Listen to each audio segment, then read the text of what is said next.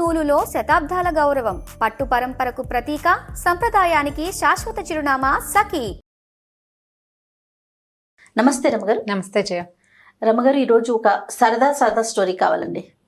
మీకు ప్రతివారం చెప్తూనే ఉన్నాం సరదా స్టోరీ. మోతాదు ఇంకొంచెం పెంచండి రమగారు. మొన్న ఒక కాకరకాయ కూర కథ చెప్పుకున్నాం కదా. ఒక ఆవిడ నాకు ఫోన్ చేశారు.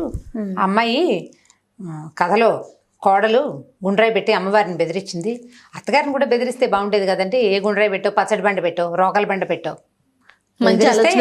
మంచి లైన్ లో ఉండేది కదా అత్తగారంటే. నవ్వొచ్చింది. ఎలా ఆలోచిస్తారు ప్రజలని. ఆ రోజులు అత్తగారికి వాళ్ళని ఎదిరించే రోజులు కావు బహుశా. మనం ఇలాంటి కథలు, ఈ చందమామ కథల్లో వాటిలలో చూస్తూ ఉంటాం. అయితే అలాంటిదే ఒక స్టోరీ చెప్తాం. ఒక అత్తగారు కోడలు ఒక ఊళ్ళో ఉండేవారు. ఈ అత్తగారు కూడా కొద్దిగా పిసినారు. అంటే మరి పిసినాడుతనం అంటే ఆటే ఖర్చు పెట్టకుండా తేలికపాటి కూరలు వండుకోవటం, డబ్బులు ఖర్చు పెట్టకుండా ఉండాలనే రోజులను, ఆ రోజులు కూడా అలా పొదపరిగా ఉండే రోజులు. అయితే ఆవిడ ఏం చేసేదంటే, కొడుకు బాగా కష్టపడి పనిచేస్తాడు కాబట్టి వాడికేమో తెల్లన్నం, వరి బియ్యం అని ఉండేది. అక్కడి నుంచి ఓ కూర పులుసో ఏదో చేసేది. ఆవిడ ఏంటంటే కారంగా వర్రగా చేయకుండా చప్పగా చేసేది కూరలు.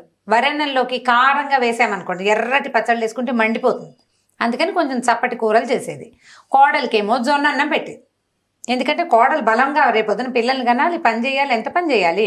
అందుకని జొన్న అన్నం తింటే బాగా బలం వస్తుందని జొన్న అన్నం పెట్టేది. ఈ జొన్న అన్నంలోకి ఏంటంటే అది చప్పగా ఉంటుంది, తీపిగా ఉండదు. వరెన్నంలాగా తీయగా ఉండదు, జొన్న చప్పగా ఉంటుంది. అందులోకి కారం, పచ్చిమిర్చి, ఎండుమిర్చి అలాంటివి తగిలితేనే రుచిగా ఉంటుంది. కొంచెం ఆ మాత్రం తినగలుగుతారు. ఆవిడ ఈ చప్పకూరే పులుసే వేసి పెట్టేది కోడలికి. అది తినలేకపోయేది ఆ పిల్ల. అయితే ఏమైందంటే, ఒకసారి ఓ రోజు సాయంకాలం ఈ అమ్మాయిని చెరువు దగ్గరికి కాపలాకి వెళ్ళమన్నారు. చెరువు పక్కన వాళ్ళకు ఒక చిన్న చేనేదో ఉంది. ఉంటే ఏంటంటే ఆ చెరువు పక్కన గంగానమ్మ గుడి ఉంది ఆ ఊరిది. మామూలుగా గంగానమ్మ అంటే విగ్రహాలు అవి ఏమి ఉండవు. అక్కడ ఒక రోలు, ఓ పత్రము ఉండేవి. గంగానమ్మ రోలు, గంగానమ్మ పత్రం అనేవాళ్ళు. ఊరి వాళ్ళు ఏదైనా పెద్ద పెద్ద పచ్చళ్ళు చేసుకుంటే వెళ్ళి ఆ రోట్లో రుబ్బుకునేవాళ్ళు. ఆ చెరువు పక్కన ఉన్న రోట్లో రుబ్బుకుంటారు. పండగలప్పుడు దానికే పసుపు బొట్టు పెట్టి గంగానమ్మగా పూజ చేస్తారు. మన దగ్గర కూడా అలాంటి విధానం గుండ్రాళ్ళకి పెట్టుకుంటాం. అవును. అయితే ఈ పిల్ల ఏం చేసింది, సాయంకాలం కొద్దిగా చీకటి పడుతుండగా చెరువు దగ్గరికి వెళ్ళింది. వెళ్తూ ఏం చేసిందంటే, ఓ అంత పెసరపప్పుని చెంగును మూట కట్టుకుని నిమ్మ చెట్లు ఏవో ఉన్నాయి వాళ్ళ తోటలో. వాళ్ళు అమ్మాయి వెళ్ళింది తోటేనమాట. సరే పెసరపప్పుని మూట కట్టుకుంది. అత్తగారు అంది, చీకటి పడకుండా అన్నం తినేసేయి, చీకటి పడి జొన్న అన్నం తింటే అరగదు, పెందరాళి అన్నం తినేసేయి, 9 గంటల దాకా ఉండు, అబ్బాయి వచ్చి నిన్ను తీసుకొస్తాడని చెప్పింది. సరే 5:30 అలా అయ్యింది. ఈ పిల్ల ఏం చేసింది, వెళ్ళింది కదా, వెళ్తూ ఏం చేసింది, చెంగుని మూట కట్టుకుంది కదా, ఆ చెంగుని నీళ్ల తొట్టులో ముంచింది. అంటే పెసరపప్పుని తడిపింది అనమాట. పెసరపప్పు కొంచెం నానుతుంది తడికి. మెల్లిగా చెరువు వైపుకి వెళ్ళిపోయింది. అత్తగారు మొగుడు ఇంకెక్కడున్నాడో, వీళ్ళింటో ఉన్నారు. అక్కడికి వెళ్ళి కూర్చున్నాక పెళ్ళి ఏం చేసింది, సరే వచ్చేటప్పుడే చిన్న పొన్న వస్తువులు మూట కట్టుకుని తెచ్చుకుంది. ఏం తెచ్చింది, పెసరపప్పు నానబెట్టేసింది కదా కొంగునున్నది, ఒక 4-5 ఎండుమిరపకాయలు బొడ్లో దోపుకుంది. చీరకు పక్కన పెట్టి దోపేసుకుంది. చిన్న ఇంగు ముక్క, కాస్తంత జీలకర్ర తెచ్చుకుంది. పచ్చడి నూరుకుంది కనమాట. సరే ఏం చేసింది, ఈ చెరువు పక్కన ఏదో పిట్టల్ని వాటిని వడిసెలు విసిరి కొట్టింది. అక్కడి నుంచి ఈ గంగానమ్మది రోలు ఉంది కదా, అక్కడ కూర్చుని పచ్చడి రుబ్బుకోవటం మొదలుపెట్టింది. ఈ పెసరపప్పు తీసి, కటిక పెసరపప్పు పచ్చడి అంటారు. కొద్దిగా నానిన పెసరపప్పుతోటి పచ్చడి నూరుకుంటారు. ఎర్రగా కారంగా బాగుంటుంది అనమాట. అందులో ఒక ఇంగువ, కాస్త ఉప్పు అవి వేసుకోవాలి. అన్నీ తెచ్చుకుంది వస్తువులు. అత్తగారికి తెలియకుండా మధ్యాహ్నం నుంచి జాగ్రత్తగా చిన్న పొన్న పొట్లాలు కట్టి నడుం చుట్టూతో దొప్పుకుని తెచ్చుకుంది. పెసరపప్పును అంత పెసరపప్పు మాత్రం మూట కట్టింది అనమాట కొంగున. సరే ఏమైంది, ఆ ఊరి రాజుగారు ఆ దారి వెంబడే వస్తున్నాడు. వస్తూ చెరువు దగ్గర మంచినీళ్ళు తాగటానికి దిగితే ఈ పిల్ల రోట్లో ఏదో రుబ్బుతోంది. సరే చూస్తున్నాడు. చీకటి వేళ ఎవ్వరూ లేకుండా ఒక ఆడ కూతురు కూర్చుని పప్పు రుబ్బుకుంటుంటే, ఏమిట్రా ఇది అని చూస్తారా, అదేదో వింతగా కనపడింది ఆయనకి దృశ్యం. సరే చూస్తుంటే ఏం చేసింది, ఈ పిల్ల రొంటి నుంచి ఇది ఇంగు తీసి వేసి నలిపింది. కాస్త రుబ్బేసరికల్లా ఇంగు గుమాయిస్తూ వాసన వస్తుంది కదా, వాసన వచ్చేసరికల్లా రాజుగారికి భలే బాగుంది వాసన అని ఆ అమ్మాయి దగ్గరికి వెళ్ళాడు. అమ్మాయి ఏమిటమ్మా చీకట్లో కూర్చుని రుబ్బుతున్నావు, నువ్వెవరు ఏమిటని అడిగితే, పలానా వాళ్ళ కోడలండి, చెరువు పక్కన ఉన్న చెలమకి కాపలా వచ్చాను, పక్కన చేనుంది దానికి కాపలా కోసం వచ్చాను, అన్నంలో కోసం అని పెసరపప్పు పచ్చడి రుబ్బుకుంటున్నానండి, ఎంత మంచి వాసన వస్తుంది, కాస్త పెట్టవా అన్నాడు. చేతిలో పెట్టింది. అన్నట్టు కారంగా ఉంటే అమ్మాయింది, బొట్టిగా తింటే కారం పడుతుందండి, జొన్న అన్నంలో నలుచుకు తింటే బాగుంటుంది, నేను అన్నం తెచ్చుకున్నాను తింటారా అంది. ఆ పచ్చడి రుచి పట్టలేకపోతున్నాడు ఆయన ఆ వాసనకి. సరే ఏం చేశాడు, ఆ పిల్ల పక్కన చేలో ఉన్న ఒక నిమ్మకాయ కోసుకొచ్చి దానికి కాస్త చిన్న పిన్నిస్తో చిల్లు పెట్టి, ఏ చాకులు గీకులు లేవు కదా, పచ్చడి నిమ్మరసం పిండిది, నిమ్మరసం వేస్తే ఇంకా మంచి వాసన వస్తుంది ఆ పచ్చడి. అక్కడి నుంచి ఏం చేశాడు, ఆ అమ్మాయి టిఫిన్ మూత డబ్బాలో పెట్టుకొచ్చుకుంది కదా, అందులోంచి మూతలోకి అంత జొన్నన్నం తీసి ఈ పచ్చడి వేసి కాస్త కలిపి రాజుగారి చేతులు పెట్టింది. రాజుగారు చకచకా తినేశాడు. ఇంకొంచెం పెట్టని సగం అన్నం రాజుగారు తినేశాడు. ఎంత బాగుందమ్మా, భలే బాగుంది, చాలా బాగా చేసావు అని ఇదిగో ఇది ఉంచుకొని ఒక రూపాయి కాసులను సంచి ఆ పిల్ల చేతిలో పెట్టబోయాడు. పెట్టపోతే అమ్మాయింది, ఎందుకండి డబ్బులు గిబ్బులు ఇవ్వద్దు, ఇప్పుడు ఈ డబ్బులు ఎవరిచ్చారని చెప్పను నేనంటే రాజుగారు ఇచ్చారని చెప్పమన్నాడు. రాజుగారు ఇచ్చారంటే రాజుగారు డబ్బులు ఇవ్వడానికి నువ్వేం చేసావని అడగదా మా అత్త అడుగుతుంది. అడిగితే ఏం చెప్పాలి, చెప్పు అన్నం పెట్టానని చెప్పు అన్నాడు. మరి మీరు జొన్న అన్నం తిన్నారని ఊరంతా ప్రచారం అవుతుంది, మీకు ఓకేనా? రాజుగారు నాలుగు కరుక్కున్నాడు. ఏంటంటే రాజులు వాళ్ళు జొన్న అన్నాలు తినకూడదు, ఓకే, పరువు తక్కువ. సరే నేను తిన్నానని చెప్పకూడదు ఒకటి. రెండోది, జొన్న అన్నంలోకి ఏ వేసు తిన్నాడు అంటే పెసరపప్పు పచ్చడి అన్నది. కోడలు పెసరపప్పు తెచ్చుకుందన్న సంగతి బయటపడిపోతుంది. కాబట్టి మా అత్తకి తెలిసిపోతుంది నాకు డబ్బులు వద్దండి. డబ్బులు వద్దండి అంటే ఆయనకి రాజుకి డౌట్ వచ్చింది. ఈ అమ్మాయి ఇంతోటి పచ్చడి నువ్వు ఇంటి దగ్గర రుబ్బుకోలేకపోతావా, అక్కడే ఎందుకు తెలియదంటే మీ రాజ్యంలో అత్తలు గట్టివాళ్ళండి, కోడళ్ళు మెతకవాళ్ళు, మేము ఇలాగే తినాలి, మాకు ఆస్తులు ఉండవు, ఆడపిల్లలకి ఆస్తులు ఉండే రోజులు కావు కదా, మా నాన్నలు మాకేమి ఇవ్వరు, కట్నాలు తెలియదు కాబట్టి అత్తలు మాకు జొన్నన్నాలు పెట్టి మా మొగుళ్ళకి వరణాలు పెడతారని ఆ ఊరి సాధక బాధకాలన్నీ చెప్పింది. నీ దగ్గర డబ్బులు లేవంటే నాకేమీ లేదు, మా నాన్న నాకేమి ఇవ్వలేదంతే అనేసరికి రాజు అన్నాడు, ఒక ఐడియా చెప్తాను, ఈ డబ్బులు మూట పట్టుకెళ్ళి వస్తూ ఉంటే దొరికిందని చెప్పు. దొరికిందంటే అప్పుడు ఇంకో చిక్కుంది, డబ్బులు దొరికినాయని చెప్పారనుకో ఆ రాజ్యంలో ఏంటంటే ఎవరికైనా రోడ్డు మీద కానీ భూమిలో కానీ డబ్బు దొరికితే అది రాజుగారికి సొంతం. ఇంట్లో దాచిపెట్టుకుందుకు ఉపయోగం వీల్లేదు. ఇంట్లో దాచిపెట్టుకుంటే చుట్టుపక్కల వాళ్ళకి తెలిసిపోతుంది డబ్బులు ఒక రూపాయి వాడారంటే వీళ్ళకి ఈ రూపాయి ఎక్కడిది అని ప్రశ్న వస్తుంది కదా. అవేమో మారకపు రోజులు, వస్తు మార్పిడి రోజులు, వీళ్ళ దగ్గర క్యాష్ ఉందంటే తెలిసిపోతుంది. కాబట్టి ఇప్పుడు ఏం చేయాలంటే ఓ పని చెయ్యి, నువ్వు పట్టుకెళ్ళు, ఈ డబ్బులు నీ సొంతమయ్యే ఉపాయం నేను చేస్తానని ఈయన ఏం చేశాడు, ఆ డబ్బులు సంచి ఆ పిల్ల చేతులు పెట్టి చేతులు చక్కగా 4 లొట్టలు వేసుకుంటూ పచ్చడి కారంగా ఉంది చేతులు కడుక్కున్నాడు, మంచినీళ్ళు తాగాడు. వెళ్ళిపోతూ గ్రామాధికారి దగ్గరికి వెళ్ళి, ఇవాళ నేను దారిలో వస్తూ ఎక్కడో డబ్బులు సంచి పోగొట్టుకున్నాను, పోతే పోయిందనుకున్నా, ఇవాళ మా అమ్మ పుట్టినరోజు, ఎవరికైనా దొరికితే అది వాళ్ళకే ఇచ్చేద్దాం అనుకున్నా, కాబట్టి ఈ సంచి ఎవరైనా డబ్బు సంచి నా సంచి పట్టుకొస్తే ఆ సంచి వాళ్ళకే సొంతం, సరేనండి ఆ కుటుంబానికే అని రాసుకుంటానండి అన్నాడు. కుటుంబానికి కాదు, ఏ మనిషి ఆ సంచి తెస్తే అది ఆ మనిషికే సొంతం అని రాసుకోమన్నాడు రాజు. వెళ్ళిపోయాడు. ఈ పిల్ల ఏం చేసింది, పావు 9 దాకా ఉంది, ఈ లోపల భర్త వచ్చాడు. ఆ సంచి జాగ్రత్తగా చేత్తో పుచ్చుకొని భర్తకు చూపించింది, ఈ డబ్బులు దొరికినాయి నీ ఇక్కడికి వస్తుంటేను. సరే ఇతను అన్నాడు, గ్రామాధికారి దగ్గరికి వెళ్ళి ఇచ్చేద్దాము, రేపు పొద్దున ఎవరికైనా తెలిస్తే కష్టం అన్నాడు. ఇంటికి వెళ్తే అత్తగారు ఒప్పుకోలేదు, కానీ గ్రామాధికారి భయం అందరికీ ఉంది. సరే ఏమైంది, చీకటి పడ్డాక ఆ 10 గంటలకి డబ్బులు పుచ్చుకుని వెళ్ళారు. వెళ్తే ఈ సంచి చూడగానే అతను గుర్తుపట్టి, రాజుగారు సంచి పోగొట్టుకున్నాడు, ఈ సంచి ఎవరు తెస్తే వాళ్ళకే సొంతం అని చెప్పాడు, కాబట్టి ఈ డబ్బులు ఈ అమ్మాయివి, అత్తగారివి, కుటుంబానివి కాదు, ఆ పిల్ల ఆస్తి అనమాట. ఆ డబ్బులు చేతిలో పెట్టారు. పెట్టేసరికల్లా వెనక్కి తెచ్చుకుంది. అత్తగారు 2వ రోజు నుంచి కోడలు దాని దగ్గర డబ్బులున్న వాళ్ళ గొప్పతనం వేరేగా ఉంటుంది కదా, అప్పటిదాకా అణిగిమణిగుండేది, నా డబ్బులు ఉన్నాయి కదా అండం మొదలు పెట్టింది. 4 రోజులు చూసేసరికి అత్తగారికి ఏమనిపించిందంటే, ఇంతోటి కోడలు మనకి దొరకపోతుందా, ఈ కోడల్ని వదిలించుకోవాలి అనిపించేసింది ఆవిడకి. కోడల్ని వదిలించేసుకుంటే దాని డబ్బులన్నీ మనవే. ఎలా వదిలించుకోవాలి, కొడుకు ఏం చెప్పిందంటే, ఒరే దీనికి డబ్బు పిచ్చి పట్టేసింది చూసావా, అన్నిటికీ మాటకు ముందు నా డబ్బులు అంటుంది, మాటకు వెనక నా డబ్బులు అంటుంది, కాబట్టి ఈ కోడల్ని వదిలించుకోవాలి ఎలాగైనా. ఏం చేద్దామే అమ్మ అన్నాడు. నీ ఇష్టం, అంతా అమ్మ ఇష్టమే, వాడు అమ్మకి లొంగిపోయి ఉంటాడని, పెళ్ళమంటే ఇష్టమే వాడికి, కానీ అమ్మకి లొంగి ఉంటాడు. అమ్మంది, ఓ పని చేస్తానరా, నేను దీన్ని రాత్రి బాగా తొందరగా నిద్రపుచ్చేస్తానంటే పడుకోబెట్టేస్తాము, తీసుకెళ్ళి శ్మశానంలో పక్కన చాప చుట్టూ సహా తీసుకెళ్ళి అక్కడ పెట్టి అంటించేద్దాం, చచ్చిపోతుంది, పుట్టింటికి వెళ్ళిందని చెప్దాం, డబ్బులు మనం దాచేసుకుందాం అనుకున్నారు. ఓ రోజు ఏం చేసింది, పొద్దున్న నుంచి సాయంత్రం దాకా పని చేయించింది పిల్లతోటి, ఎక్కడ కూర్చొనివ్వలే. అమ్మాయి బాగా అలసిపోతే సాయంకాలం ఆవిడ ఏం చేసింది, అంత పెసరపప్పు చారు, ఇంత పెసరపప్పు పచ్చడి చేసింది. ఆ పిల్లకి ఇష్టం అవి 2 చేసి ఒక చిటికెడంత నల్ల మందు కలిపింది అందులో. పెందరాళే అన్నం తినగానే అది కళ్ళు మూసిపోతుంది. నల్ల మందు పడేసరికల్లా కొత్తగా వేసుకున్న వాళ్ళకి తూగుతూ ఉంటారనమాట. నిద్ర వస్తుంది, నీకు పగలల్లా రెస్ట్ లేదు కదా, పడుకో అని ఆ పిల్లని చాపేసి పడుకోబెట్టింది. పడుకోబెట్టేసరికల్లా పిల్ల నిద్రపోయింది.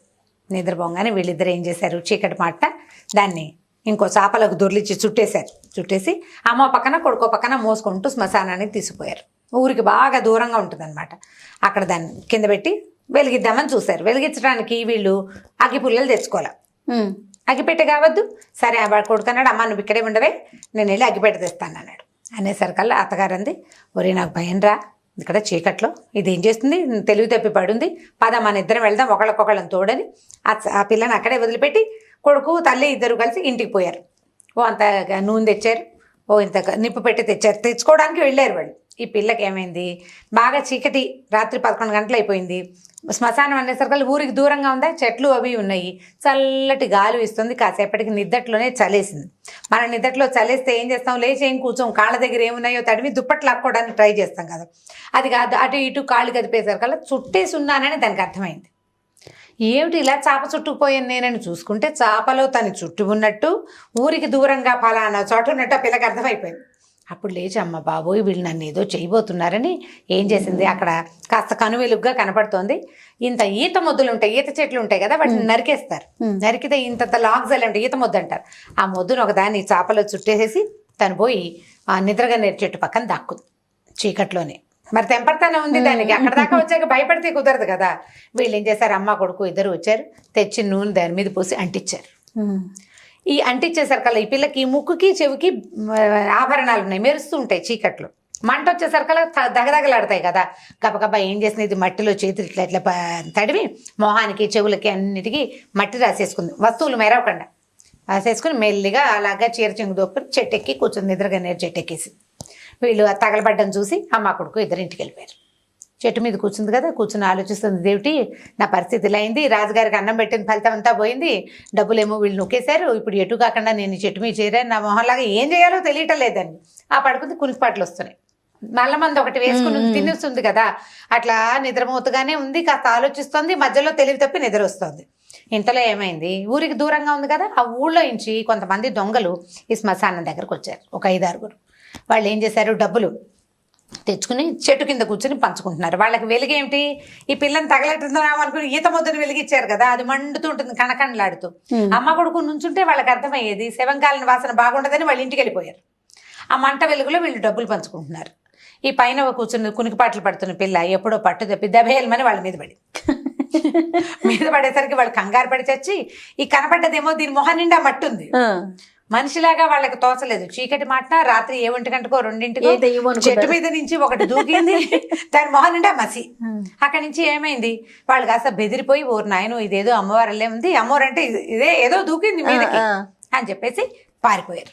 పారిపోతే ఈ పిల్ల చూసుకుంది, కిందేవో చక్కగా డబ్బులు గిబ్బులు కనపడుతున్నాయి. తెల్లారేదాకా చెట్టు మొదట్లో పడుకుని నిద్రపోయింది. తెల్లవారిన తర్వాత అక్కడ మిగిలిన వస్తువులు డబ్బులు కనపడ్డాయి. వాటిని మెల్లిగా 2 మూట కట్టుకుని ఇంటి వైపుకి నడిచొచ్చింది. ఇంటికి నడిచి వచ్చేసరికి మొహం నిండా మట్టి ఉందన్న ఇంగితం లేదు దానికి. తలుపు కొట్టితే అమ్మ కొడుకు తలుపు తీసి తెల్లబోయారు. అమ్మో బ్రహ్మరాక్షస అయిపోయింది, కోడలు చచ్చిపోయి అది వచ్చేసింది మన మీద, కానీ తలుపేసేసారు వాళ్ళు. వేసేస్తే ఇది అరిచొచ్చి కేకలు పెట్టింది, అత్తయ్య అత్తయ్య తలుపు అత్తయ్య నేనే వచ్చాను అత్తయ్య అంటే, అదేమిటి వీళ్ళకి అర్థం కాలేదు, చంపేసాం, ఇది వచ్చేసింది. భయపడితే, మీరు భయపడకండి, నేనేం రాక్షసం కాను, మనిషినే, స్వర్గానికి వెళ్ళి తిరిగి వస్తున్నాను, తలుపు తీయండి అంది. అనేసరికల్ వాళ్ళు ఏం చేశారు, సరే ఇదేదో బాగానే ఉందని తీశారు తలుపు. మొహం కడుక్కుంది, లోపల పళ్ళు తోగుంది, మొహం కడుక్కుంది, లోపలికి వచ్చి కూర్చుంది. అత్తయ్య తినడానికి ఏమైనా పెట్టవా, చాలా దూరం నడిచాను నేను. అది ఎక్కడికి నడిచావే, శ్మశానం నుంచి ఇంటికి రావడానికి. ఏందో శ్మశానం కాదు అత్తయ్య, నేను స్వర్గం నుంచి నడిచిస్తున్నాను, నేను రాత్రి మీరు నన్ను తగలెట్టారా, స్వర్గానికి వెళ్ళిపోయాను, మామయ్య కనిపించాడు నాకని చెప్పి. మామయ్య కనిపించాడు, ఈ లోపల డబ్బులు దాచుకొచ్చుకుందిగా, ఆ డబ్బులు నగలు అన్నీ చూపించేసరికి వాళ్ళు తెల్లబోయారు. ఇవన్నీ ఎక్కడవంటే మామయ్య గారు స్వర్గంలో ఉన్నారు, నాకు అన్నీ ఇచ్చారు, అక్కడ చక్కగా రంభ, ఊరసి, మేనక, తిలోత్తమ ఇలా 3 మంది డాన్సర్లు ఉన్నారు, వాళ్ళందరితోటి చక్కగా మామయ్య గారు ఎంజాయ్ చేస్తున్నారు. నేను వెళ్తే ఆయన ఇక్కడ ఉండగా ఎలా ఉంటే సన్నగా ఇలకట్టుకుని ఉండేవాడా, స్వర్గంలో బాగా తిని నున్నగా అయ్యాడు. నేను కూడా రాత్రి వాళ్ళ దగ్గర చక్కగా అవి ఇవి పళ్ళు అవి తిన్నాను, నడకెక్కువైంది, కానీ ఇవన్నీ ఇమ్మన్నారు, మీ అత్తను చూసి ఎన్నాళ్ళు అయిందే అన్నాడు మామయ్య అని చెప్పింది. చెప్పేసరికి నమ్మేశారు వీళ్ళు, ఎందుకంటే వీళ్ళు అంటించారు కదా. అక్కడి నుంచి ఈవిడికి డౌట్ రావటం మొదలెట్టింది, ఇదేమిటి మొగుడు ఇక్కడ ఉండగా ఎవరిని కన్నెత్తి చూసేవాడు కాదు, చచ్చి స్వర్గానికి వెళ్ళాక రమ్మతో వాళ్ళతో కబుర్లు చెప్తున్నాడు, ఏం పాడు. అక్కడి నుంచి దాన్ని స్వర్గం కబుర్లు అడగడం మొదలెట్టింది కోడల్ని. బాగుందా, అక్కడ ఎలా ఉంది, కుర్చీలు ఉన్నాయా, మంచాలు ఉన్నాయా, మీ మామగారు ఎక్కడున్నాడు, వాళ్ళంతా ఎక్కడ ఉంటారు, ఇంకా మనుషులు ఎవరున్నారంటే 3 మంది ఉన్నారు, మామయ్య నేను బోల్డ్ కబుర్లు చెప్పుకున్నాం, ఆయన మిమ్మల్ని చూడాలని చాలా ఇదవుతున్నాడు అత్తయ్య, వెళ్తావో వెళ్ళవో నీ ఇష్టం, కానీ మీ అత్తని కూడా తీసుకురావే అమ్మ ఆయన అడిగాడు, వెళ్తావో వెళ్ళవో నీ ఇష్టం. మరి రోజు 4-5 రోజులు నీ ఇష్టం అంటాం మొదలెట్టింది. ఈవిడికి ఓ పక్కన మొగుడిని చూద్దామనుంది, ఆయన అక్కడ ఏం పువ్వులు పూయించేస్తున్నాడు అని డౌట్గా ఉంది. అక్కడి నుంచి ఏమంది ఓ రోజు కొడుకుతోటి, ఒరే ఎలాగైనా ఇది వెళ్ళొచ్చింది, నన్ను కూడా అక్కడికి పంపించండి రా, 2 రోజులు వెళ్ళి మీ నాన్నని చూసొస్తాను, స్వర్గానికి వెళ్ళొచ్చేసింది కదా కోడలు మరి, అందుకని నన్ను కూడా పంపించరా అని అడగటం మొదలెట్టింది. కొడుకు అన్నాడు, ఏమోనే అమ్మా నువ్వు సరిగ్గా వస్తావో రావంటే, ఎందుకు రాను, అది రాలా, ఆ మాత్రం తెలివితేటలు నాకు లేవు, నేను వస్తాను రాను. అక్కడి నుంచి వీళ్ళు ఏం చేశారు, సరేనని ముందు దానికి ముందు నల్లమంది వేసుకోవాలి, అన్నం పెట్టారు, నల్లమంది వేసి తీసుకెళ్ళి అంటించేసారు. మరి స్వర్గానికి వెళ్తానంటోంది కదా. కొడుకు ఏమర్థం అవుతుంది, వాళ్ళ అమ్మ ఏదంటే అదే వాడు, రెండో మాట వాడికి లేదు. చాలా మంది ఉన్నారు అలాంటి కొడుకులు ఇప్పటికి కూడా, ఇప్పటికీను. తీసుకెళ్ళి అంటించారు. అంటిస్తే 2 రోజులైంది, ఏమిటే మా అమ్మ రావట్లేదు అంటాడు వాడు భర్త. అతను అడుగుతున్నాడు అనమాట, మా అమ్మ ఏమిటే 2 రోజులైనా రాదు, 4 రోజులైనా రాదు, ఏమోలే ఆయన వదిలిపెట్టి రాలేకపోతుందో ఏమిటో, కాదే ఇక్కడ గొడ్డు కదా, ఆవిడేమిటి వెళ్ళేటప్పుడు ఆవు ఈనమోపు మీద ఉంది, ఆవి నాటికి వచ్చేస్తాను జున్ను తినడం కోసం అని చెప్పింది, ఆవినింది జున్ను అయ్యింది, తెరపిన పడ్డాయి, ఏమీ లేవు, పాలు మామూలుగానే ఇచ్చేస్తుంది, ఆవు జున్ను పాలు అయిపోయినాయి. అయినా అత్తగారు రాపోయేసరికి కొడుకు ఒక 15-20 రోజులు అయ్యేసరికి డౌట్ వచ్చేసింది, మా అమ్మ ఏమిటి అక్కడే ఉండిపోయిందా, నేను ఏం చేయాలి ఆయన సర్కల్. అమ్మాయి ఏం చేసిందంటే తాపీగా మొగుడిని కూర్చోబెట్టి సాంగంగా జరిగిందంతా చెప్పింది. మీరు నన్ను ఇది చేయబోయారు, ఇప్పుడు మీ అమ్మ వెళ్ళిపోతే నీకు నొప్పి తెలుస్తోంది, నేను తిరిగి రాకపోతే నీకు తెలిసేదే, రాజుగారు ఇచ్చిన డబ్బులు నువ్వే నువ్వు మీరే తీసేసుకుని, నేను రోడ్డు నుంచి పట్టుకొచ్చిన డబ్బులు కూడా మీరే తీసేసుకోవాలని మీ ఉద్దేశము అని భర్తకి బాగా అర్థమయ్యేలాగా చెప్పింది. బ్రెయిన్ వాష్ చేసింది అనమాట. చేసేసరికి వాడు ఏమంటే సరే కానీలే మా అమ్మ తిరిగి రాపోయినా మా నాన్న దగ్గరే ఉందని స్థిమితంగా ఊరుకున్నాడు. ఈ అమ్మాయి హాయిగా అంతకుముందు రాజుగారు ఇచ్చిన డబ్బులు, ఇప్పుడు తాను తెచ్చుకున్న డబ్బులతోటి చక్కగా పాల వ్యాపారం చేసుకుంటూ హాయిగా సంతోషంగా ఉంది భర్తతోటి. తర్వాత తన కోడళ్ళని ఆవిడెప్పుడు జొన్నన్నం పెట్టలేదన్నమాట. జొన్నన్నం తిన్న కోడళ్ళు తిరుగుబాటు చేస్తారని. అంటే బంతిలో బలపక్షం చేయకూడదు కదా జయ. బంతిలో బాలపక్షం చేస్తే ఎట్లా, వీళ్ళు చిన్నపిల్లలని పెట్టకుండా ఉండకూడదు. అందరు ఇప్పుడు నువ్వేం తింటున్నావో నీ పక్కన ఉన్న వాడికి కూడా అదే పెడితే వాడికి ఏం తేడా దృష్టి ఉండదు. నువ్వు సరిగ్గా చేయకపోతే వాళ్ళు నిన్ను ఏదైనా చేయాలనుకుంటారు. అత్తగారులకు పాఠమే కదా ఇది, అత్తగారులకు గుణపాఠమే. ఊళ్ళో ఎవరు అత్తగారులు ఏం చేశారో మరి చాలా ఉంటాయి ఇలాంటి కథలు, బోల్డ్ అని కనపడతాయి. చాలా బాగుంది. స్వర్గారోహణ పర్వం కథ బ్రహ్మాండంగా ఉంటుంది. ఫన్నీగా ఉంది రమ్మగారు, పిల్లలకు కూడా కొంచెం కామెడీగా నవ్వుకోవడానికి బాగుంటుంది. ఇలా చేయకూడదు ఇలా చేయొచ్చు అని చెప్పడానికి కూడా ఉపయోగపడుతుంది. రైట్ రమ్మగారు, ఇంకో స్టోరీతో మళ్ళీ కలుద్దాం. ఓకే జయ, థ్యాంక్ యూ అండి.